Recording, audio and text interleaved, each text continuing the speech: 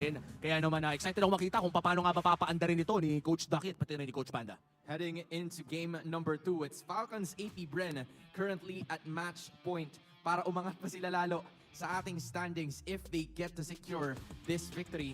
And now it's gonna be RSG Philippines na nasa kabilang side. You've mentioned Juicin, you've mentioned Chip, at baka namamalikmata kayo guys ha. Yun, May mag-a-adjust pa. konti pa. But yes, Here we going back, makikita natin yung focus, an adjustment that is made by Falcons AP Bren na hindi natin nakita pa lang. Alright. So I'm smelling Falcons CP Brand, Telecoach Panda. Sige, ban mo na yung Ling or else. Kasi tingnan mo, True. isa na lang eh.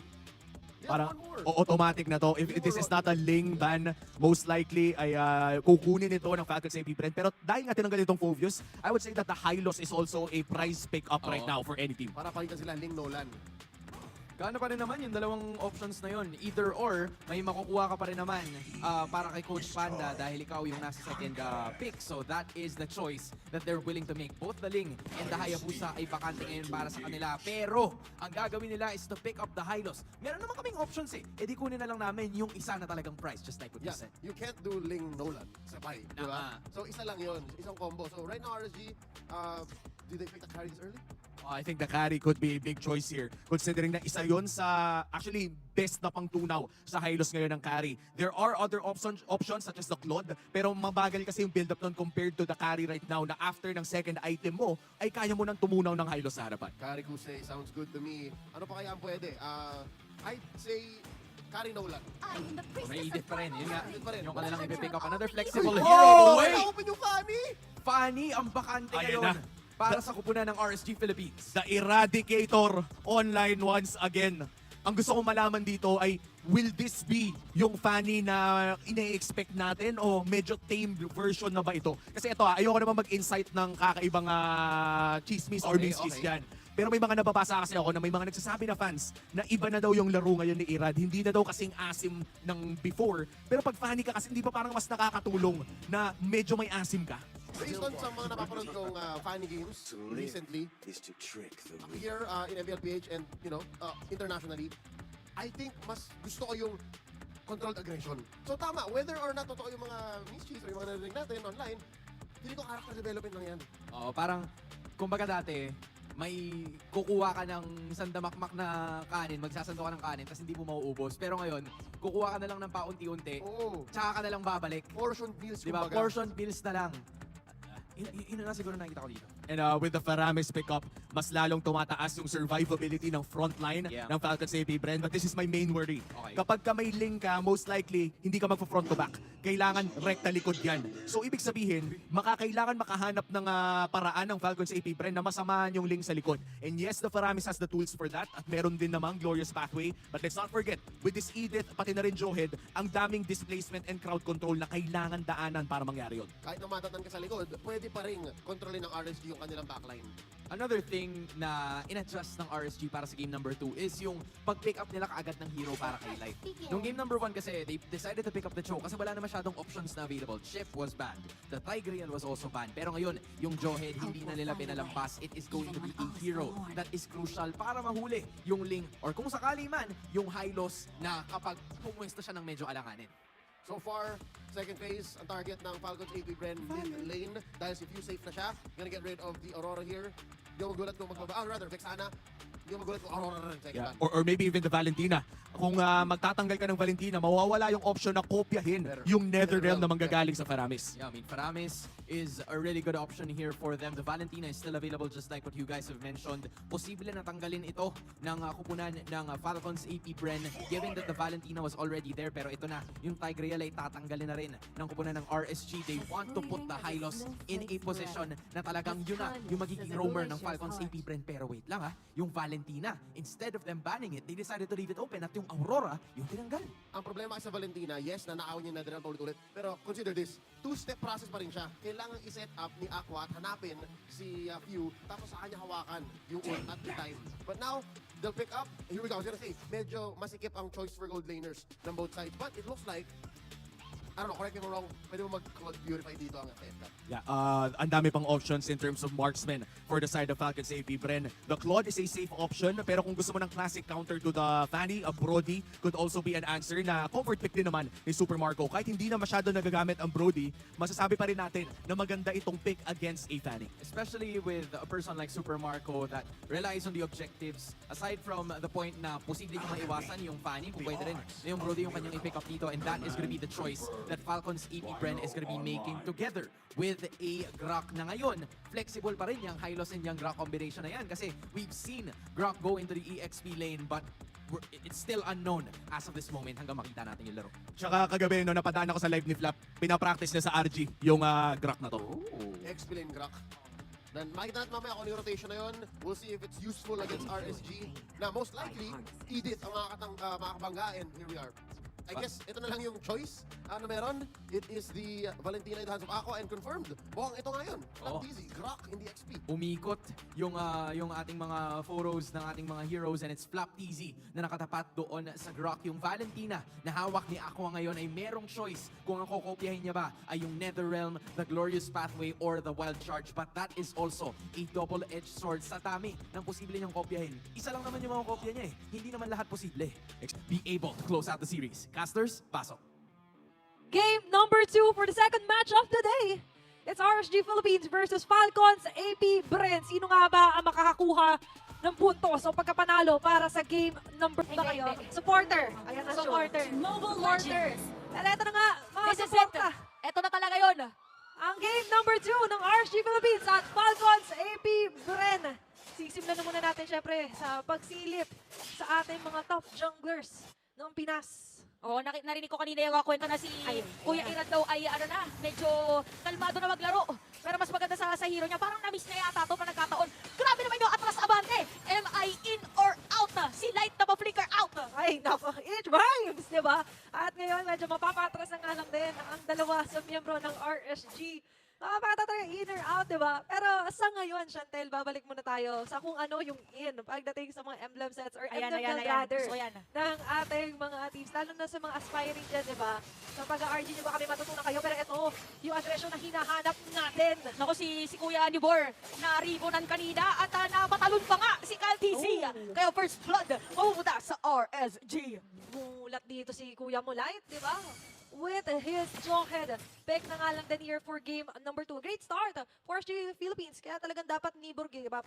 Oh, Anibor give up talaga para dito sa RSG. And Ah. isa din sila sa mga kilalang teams na naganto na parang bigla silang na-activate, bigla silang nagigising. Pero yung kalaban din nila dito, isa din sa mga teams na grabe din mag-adjust mid-game or habang naglalaro. Oo, iba yung ano eh. Ayun, binato Iba ng... yung sistema ng pag-iisip nila dito. Binato ng... Oh, para sure na Gusto mo ba to? ma-secure. Oh, gusto mo ba to? Sa'yo na to. Oh, di ba? Ganyan ang tunay na kaibigan. Iaabot, hindi lang basta iaalok, iaabot pa Ito, sa'yo. secure mo.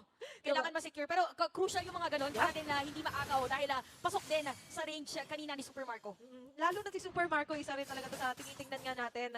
Na pag sinabing Brody, di ba? Ay, oo nga pala. Baka ilang ulit na rin siyang nai-edit mismo yung mukha niya sa isang Brody. Oo nga pala, parang nakatatak na rin sa kanyang pangalan ko kanina yung Cho ni Light, ngayon naman Brody ni Super Marco. Diba? At ngayon, natatatakan na lang din muna natin. Eh, syempre, kung paano ba muli ngayon babangon sa aggression si Iran. Kasi sinabi nga ni Umi, ayon sa kanyang sources, Oo. is parang medyo controlled na. Pero sa Fanny kasi, yun nga yung hinahanap natin. Kailangan dito nagwawala Oh, eh. kailangan niyang pakawalan na. Kailangan niyang pakawalan na. Yung kanyang Fanny na bigla-bigla na lang kung saan-saan na kumakapit. Pero parang kakaibang disiplina dito. Si Kuya Light, hindi siya nagpaparamdam. Wala ako dito at hindi niyo ako nakikita. Ako yung isang damo lamang. Hindi ako ito. Hindi totoo ang inyong nakikita. Pero ito, makikita muna natin ang pagkalma. Pero susugod na nga lang din sila ng sabay-sabay dito, holding their positions dito sa turtle. Mare-reset yung turtle natin. Grabe, alam mo na talagang intense yung laban dahil unang turtle pa lang. Ganto na ang nangyari. Grabe, no? 0-1 kill score, 3 minutes, buhay pa ang unang pagong sa laban na ito. Pareho silang nag-iingat na nga lang din. Pero kung sumatotal, yan, ang nakasanayan kasi natin ay action agad, pero ibibigay sa atin ni Rad. Oh, nakita doon sa may top lane. So, eto na yata. Hindi na to mare-reset kasi wala na yung papadera. Dito ni Black TC, pero pang unstoppable force na gagamitin. Nakapag-purify dito si Few, pero yun nga lang mapapatay na rin ni Light. At itutuloy pa rin dito yung paghunga. Masisecure yan ng RSG Tempest of Blades para kay Kyle TC. In-attempt pa rin doon ni Caltisi, sumabay siya with the Tempest of Blades, kaso nga lang hindi naging posible yun. Aray. Pero very nice pick of though with Lights ejector play, unstoppable force and ejector play.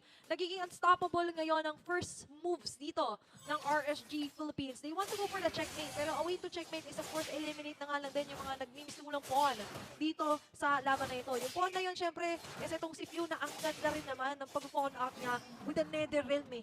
That's everything. Oh, ano din dito, usually, di ba, parang season 10, ang matchup mo is Faramis tsaka Valentina. Oo. Ngayon, crucial yung timing ngayon ni Aqua. Kung paano dito mabibait or siya yung sabihin na natin mas matagal yung kanya magiging Nether Realm. Tapos mamaya pwede rin siya mag-shift kung aling ulti yung gagamitin niya. Oo, ayun nga yung sinasabi kanina ng ating mga panel, di ba? Although marami-rami ang magandang gayahin dito ni Aqua, but definitely knowing him, madalas ay yung Faramis ulti kapag nagbabalantina siya na may katapat na Faramis ha, saka mamaya walang Faramis sa game. Mahirap yun pag nag-IMU ka tapos walang parami sa kalaban. At ito yung isa sa talagang aalagaan niya, di ba? The timing of his Nether Realm. Pero ngayon, ang timing ay nasa sa kamay pa rin naman ni Ira. Tahimik ang buhay niya, walang nang de-deny sa kanya pagdating sa purple. Oo, actually ganun yung nagiging pattern dito ng dalawang jungles natin. Although kanina nakuha na nga si Cal TC, so medyo nagkaroon ng delay no moment na yun kasi si Irad yan sa level 9. Okay, so nandun siya nakaabang sa may bottom lane, pero ang call nila dito is another ejector na naman! Napilitan, nagamitin doon yung kanyang Tempest of Blades at kamuntika na rin. Dito si Irad, hindi tatawa na Spear of Destruction, pero si Kuya ni Bora, nakapwesto dito sa purple buff ng side ng FK. Napaganda pag-setup rin naman dito para sa RSG, pero may sagot. Nag-glorious pathway at nagamit na yung IMU na Nether Realm. Parang itutuloy pa dito ng FK. Meron mga pokes para sa kanila. Pero sakit ng mga lagitik dito ni Libor. Oo, yung lagitik na yan, pumipitik lalo eh, di ba? Imagine, after the primal rat na nga lang din, ay talagang kailangan mo umiwas, bumababa naman kay Pylax. Parang mama mo yan, pag nakailang tawag na sa'yo, tapos bumaba na. Ayun, ibig sabihin, super saiyan mode na yan. Medyo galit na yun, kung nakailang sigaw na, tapos bumaba na nagdan. Ay humanda ka na talaga. Pero sa ngayon, Ayan yung mga pagpitik nila ay magbubunga na nga ba, may pitik na naman na ejector. Nakapag-flicker out din sa Flap TC, kaya naman mababawi dito ng FCAP. Ginamit na rin ni Owen yung kanyang glorious pathway at si Kyle TC. Ang makakakuha dito ng turtle. Dediretso na ulit dun sa mga usual rotation ang ating mga players. But look at the gold lead, RSG with that 1.5k. Siguro ang naging call na lang din talaga doon ng Falcon si EP Bren is wala pang nagagaya doon si Aqua. Hindi siya makalapit pa totally dito kay Few just to copy that Nether Realm. And nauna dito. Ito yung nagpapahirap talaga sa atin kanina pa. So why not give Light a headache na nga lang din. Against may bandang taas. Ang bilis ng transition dito nila Owen and Flap TZ. Umuntog! Okay, nakita natin, nagamit na doon yung kanyang Purify. So meron na ngayong comms. P. Moscow. P. Moscow. Kuya, hindi push pala yung P. Ayun. Basta Fury. Para dito kay Kusei, so pwede siya 4 targetin letters. mamaya. Oo, 4 letters yan. Tapos may oras yan. Pero hindi, Yan. for me, the math is not mathing for me. So kayo na mag-calculate yan. Pero minsan pag F kasi, flicker. Flicker, ayan. Yan yung mga kailangan yung tandaan sa mga aspiring pro players dyan. Ay, eto na. Isipin mo, Lito Wanderer pa lang, pero ganito na agad yung respeto ng ating dalawang teams. Alam nila na nandiyan yung isa't isa, pero wala nagpipilit na magkaroon ng team fight. So still, almost 8 minutes sa laban natin. Controlled aggression ang pinaka nagiging storya nung laro. Sila ito, ejector, tapos unstoppable force. Pag pwedeng patayin, G, ang RSG. Pero yung FK, pagka hindi nakuha, yung gustong targetin, diretso naman sa glorious pathway. Oo, at yun yung nakikita talaga natin na trend nga, kumbaga. Pero babalikan lang natin yung kay Aqua na talaga ang control na ginagaya niya throughout this round is going to be the Faramis. Pero situational pa rin naman yan. Oo. Kung kailangan nila ng additional setup na nga lang din or initiation, of course, the glorious pathway is a way to go as well. Pero kasi isinaalang-alang niya na yan kay Dibong at kay Light. Tingin niya sapat na yun. Earth Shatter ba naman? At ejector, hindi ko na lang alam kung hindi ko pa madadakdak ng gusto dyan. Mahirap yung pag yun yung mga nakasalubong mo, parang Oo. mapapahinto ka agad. So ito, nagkakaamuyan yata yung dalawang players natin dito sa may top lane. Nakita. Dahil delikado rin pagka nakuha dito si Kusei. Ito na naman yung buhay ni Kusei sa top. Oh, kasi yun yung mga sabihin na nating buhay ng isang Moscow pag meron ng Lord. Kaya, parang as much as possible yung play sa'yo is ikaw yung nasa opposite lane. Kasi pwede ka naman humabol anytime.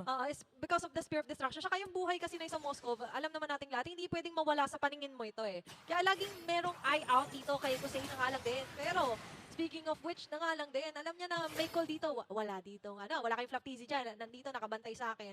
And so far, for the members of RSG Philippines, they're still waiting. Sakali may Earth Shatter dito, baka yun yung maging go. Tapos follow up na lang din si Light. Or vice versa. Diba? Pwedeng mauna si Light dito, pa-follow up lang si Nibor. Oh, ano na talaga to? Athena, waiting game. Waiting game is the key para sa ating mga teams Dahil gaya ng binanggit natin, alam naman nila kung saan talaga nakapwesto yung mga players. Pero ang dahil waiting game sila ngayon, kailan, saan, at bakit gagamitin yung mga skills. Yan yung tumatakbo ko ngayon sa Oo. kanilang mga utak. In English, what, when, and where. Oh, parang poster lang yan. Oo, di ba, what, ang key dito, or ano nga ba yung pinaglalabanan? Siyempre, yung puntos for game number 2. Where? Dito, sa Lord. Sa Lord O, Pit. di ba? At when, siyempre, malalaman natin yan kapag may isang napiko, parang yun na yung hudyat para simulan na nga lang din dito ang Lord. Pero so far, makikita natin ngayon na parang nag-gets na lang din ni Kusina. Delikado yata kapag medyo malayo yung... Dito na lang ako sa ano? Dito na lang ako sa may bottom lane. Na kinoconsider niyang safest route for now. Pero yung dun sa may bandang taas, sabayan ni Ira at TZ at may featuring Flap TZ. Oh, if ever, no, para mayroon na agad counter or mapatalon nila wild charge against Irad. So, speaking of Irad, meron ng Malefic Roar para sa ating laban. At si Flap TZ yun nandun sa may top lane. So, sinisimulan ngayon ng RSG. Biggest question, itutuloy. Hindi nila nasagot agad nila agad yung tanong. Pero kapag Purify against si View, napakaganda papasok doon. View's gonna be down. Kaya naman may sagot dito na NetherRealm sa ng RSG. Dumating na rin si Irad. Ogwe nakuha na rin si Super Marco sa may ilalim. Grabe naman, double kill na. At nagalit na nga yung funny nila. Flat DC ginamit yung one charge. Pero taga-free hit nga lang. Dito yung RSG. Kusei, laban dito sa mga players ng F-Cup. Apat ang patay. RSG ngayon ang magsisimula ng Lord. 4-1, pero buhay dito ang isang Kyle TZ. Kaya niya bang agawin to sa kamay ng mga Raiders? Pero mukha magiging call niya na nga lang din dito ay push. Talagang ipanish ibang linya. And for that, RSG Philippines ay lalamang at makakakuha ng Lord sa kamay nila. Grabe yung mga pa-earth shatter dito ni Kuya Nibora. By the way, perfect pa ang kanyang assist out of 8 kills dito sa ating game. So yung sinabi mo dito na vice versa na ginagawa ni Light at saka ni Nibora ay very effective against FCAP. Pasahan sila ng bolo or pasahan sila ng hero. Ito, kung kanina may ankle break, ito na talaga yung alley-oop play. Ayan na. Yung sinasabi natin. Yan ang true talaga. +1, Chantel. Pero ito, for ours, they have what it takes to totally hold down a member na kung sino man humarap dito sa Falcons AP Bren. At bukod pa doon, ang ganda rin nung naging call nila na why not ikaw na lang muna Irad yung split push. Tapos kailangan kasi talaga dito sa Kusay sa may bandang gitna. Speaking of gitna, Nako, hindi pa rin nasira dito ng RSG. Napakatalino ng ginawa ni Flap TZ. By the way, nilagyan niya ng wall para makaabot pa yung mga players dito ng FCAP na nasa may bottom lane at makadepensa doon sa may middle lane. Pero RSG, nakasira ulit sila ng torre doon sa may taas at after depensahan, nasira pa rin yung gitna. nasili pa rin ni Kusay. Parang pwede pa rin na pre. Ito, pwede talaga yata. Oo. Medyo napapasigaw tayo dito kay Irad. Ito yung hinahanap nating asim. Di ba? Hindi kompleto ang sinigang pag walang asim. Okay, nadagdagan na ngayon ng sampalok. Oo. Si Kuya Irad, nararamdaman na niya yung Tamang timpla. tamang timpla. This is how I do it. Oo. 'Di ba? Ito yung if we can go back, 'di ba? 'Di ba? At he goes back to his asim place na nga lang din na by the way ay maganda-ganda ang pinapakita nilang performance as a whole dito sa game number 2. 2-8 ang ating kill score, Chantel, at hawak pa ng RSG ang lead in terms of net worth. Oh, ngayon para sa FCAP pa parang ang nagiging target for them is si Few. Kailangan dito may mag-front din para dito kay Few since meron naman siyang Purify. Pero dumating na naman yata tayo sa point sa ating laban na nag-aantay na lang yata ng next na Lord. Malamang sa Yung mga malamang. teams natin, wag lang may madudulas Wag doon lang. sa may Cyclone Eye. Wag lang talaga. Marami-rami nang nabiktima Yes. sa Cyclone Eye na yan, Chantel. At hindi na yata nila gustong dagdagan pa yan. Di ba? Kung meron din tayong stats doon sa Cyclone Eye na yan, parang tingin ko, Cases of Cyclone Eye accidents. sino yung top 1 and top 2 and top 3? Yung mga crucial moments kasi talaga pag hindi mo rin napapansin na natapakan mo pala yung Cyclone Eye, nagiging iba yung sitwasyon ng laban. Minsan kasi yung mata mo medyo nag-autopilot eh. Nakatingin ka lang doon sa gusto mong targetin. Pero iba yung nangyari. Ay, ayan. Oy, naaagaw! Naaagaw ni Kuya Nibor! Talagang nibo rin na. Oo, naniniwala na ako sa kanyang quotes na Nibor enough at saka Nibor say never. Oo, Nibor. di ba? At lalo yung mga buhukan ni Kuya Nibor mo talaga. Talaga naman mapamakata ka. Pero eto, nangalang din. Muli ang medyo nakakabawala ng Netherlands dito si View. At si View na nga dito ang pwedeng targetin. Napapasok na nga pero mahahatak naman dito si Rad! Saktong-sakto yung sagot dito ng Netherrealm para kay Aqua. At itutuloy pa rin kay TC pero mga pag-damage doon. At kamunti ka na nga. Hinahabol siya ng mga players dito na side ng RSG. Pero ito na ang sinasabi nating Task Force RSG. At ang nire-raid nila ngayon ay yung Lord. Grabe, taas ang kamay. Di ba? Walang susuko dito. Pero hindi nila pinaway-gayway ah. Yan, pero ito, ang way naman ng RSG Philippines para makabawi ng gusto. Imagine that, nawala man si Rad, Chantel. Pero nakuha pa rin nila yung Lord. Pangalawang Lord, by the way, sa laban na ito. Kaso, saraduhan mo man ng pinto ang isang Jawhead. Talaga naman may pagkakataon na eh. Mechanic yan eh. Oh, grabe na dito si The Boy Next Door. Ay. Ang ating neighbor. Oo. The friendly neighborhood. Di ba? Ng Grabe na to. RSG. Grabe, 1-0-10. At syempre, alam mo naman, great power comes with great responsibility. Yan, at dahil responsibilidad niya na rin ngayon na i-zone out ang mga players ng FCAP, mapapaatras lang din naman dito ang mga Bees. And for RSG, lamang sila 5A, meron pa silang Lord dun sa may top lane. Okay, medyo tahimik muling nagbabantay. May konting silip kay Irad. Kaso, nga lang din na nandiyan si Caldisi. Papalag sabi niya, sige sir. Grabe, parang episode sa Harry Potter. Yung nangyari doon, kasi hinahanap nila parang glitch cup. Oo, yung Kudich. Yan. Okay, so may top lane dito. Sisirain na ng side ng RSG yung Torre. Medyo nasusunod yung Super Margot Knight. Ay, Siya naman, nahuli. si Flap TZ. Naku po! Naku po! Natunaw dito yung bato. Ako, nangaray siya talaga doon sa mga sibata naman na nanggagaling dito kay Kusay. Yata abante sila paunti-unti. Kumpleto pa rin ang limang miyembro ng RSG at ngayon